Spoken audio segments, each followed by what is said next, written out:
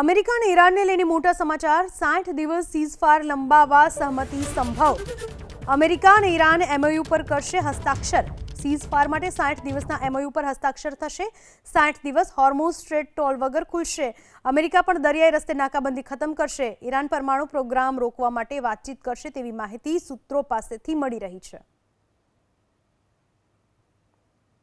Ceasefire માટે 60 દિવસના MOU પર હસ્તાક્ષર થવાની માહિતી મળી રહી છે।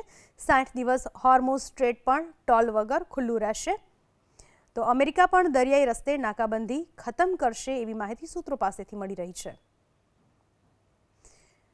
તો ઈરાનને લઈને ટ્રમ્પનું મોટું નિવેદન। ડીલ અથવા ફરી યુદ્ધની 50% સંભાવના હોવાની વાત છે ટ્રમ્પની। ઇઝરાયેલી ચેનલને આપેલા ઇન્ટરવ્યુમાં ટ્રમ્પનો દાવો, સમજૂતી થશે અથવા તો ઈરાનને નરકમાં મોકલીશું। ઈરાનના નવા પ્રસ્તાવની સમીક્ષા બાદ નિર્ણય લેવામાં આવશે તેવી વાત ટ્રમ્પે કરી।